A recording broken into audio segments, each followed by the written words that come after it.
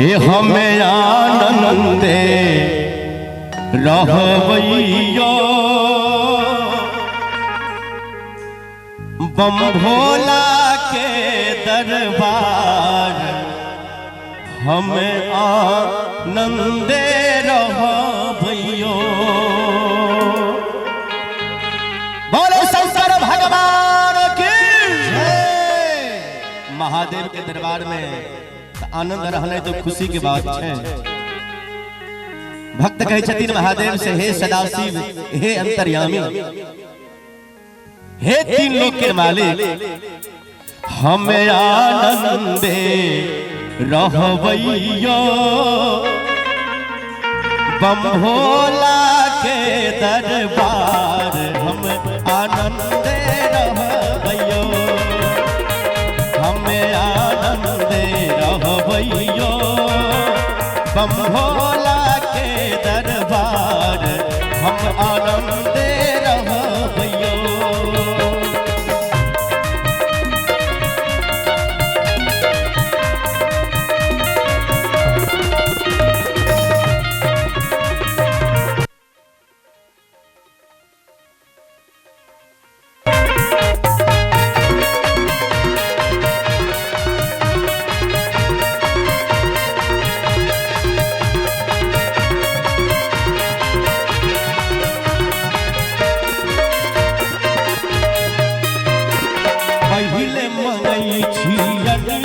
लक्ष्मी दोसर मंगई छी पुत्र हरा हरा।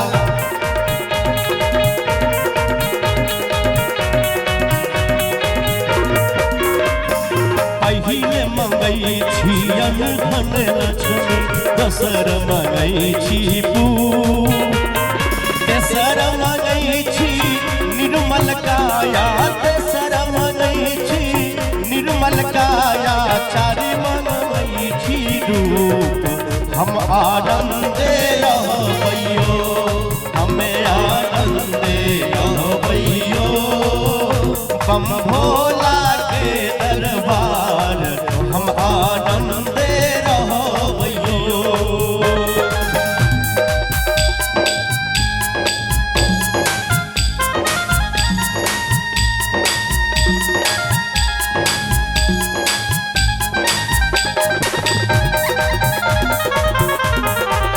जय हो बाबा।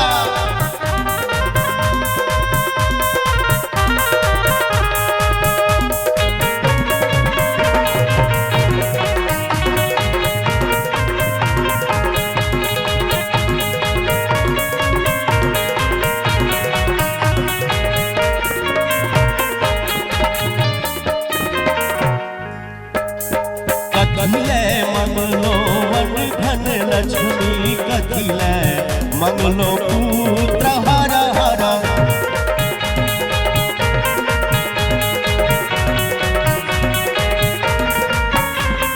कथिले मंगलो धन लक्ष्मी, कथिले मंगलो कथिले मंगलो निर्मल काया। कथिले मंगलो निर्मल काया। कथिले मंगलो एक बार महादेव के नाम से दोनों हाथ उठा देवे ईमानदारी से चारों तरफ से। जिनका हाथ सही सलामत हुआ तो उठा लिया, जिनका हाथ में दिक्कत है तो कोनो बात नहीं। हाथ उठा के सब गोटे और कहबे महादेव से ताली बजा के सब आदमी सब गोटा जे कथिले मंगलो अन्न धन लक्ष्मी, कथिले मंगलो पुत्र, कथिले मंगलो निर्मल काया। कथिले मंगलो निर्मल काया। कथिले मंगलो रो हम आनंदे रहबैयो। हम आनंदे रहबैयो बम भोला के दरबार हम आनंदे रहबैयो।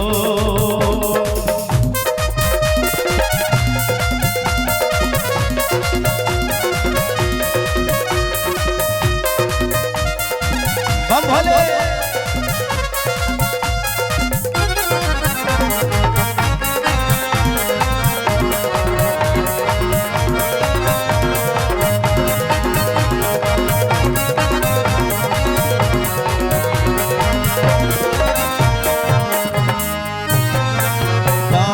करैले यनिधन लक्ष्मी करम करैले पुत्र हर हर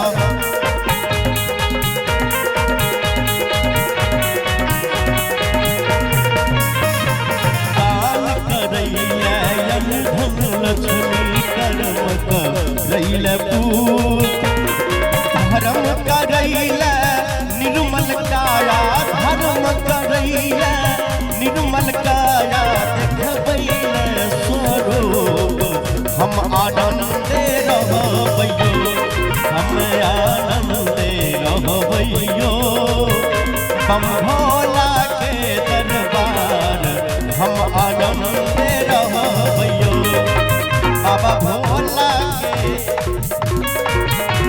आनंदे रहबैयो बाबा भोला के दरबार हम आनंदे रहबैयो बम भोला के दरबार हम आनंदे रहबैयो बाबा भोला के दरबार हम आनंदे रहबैयो।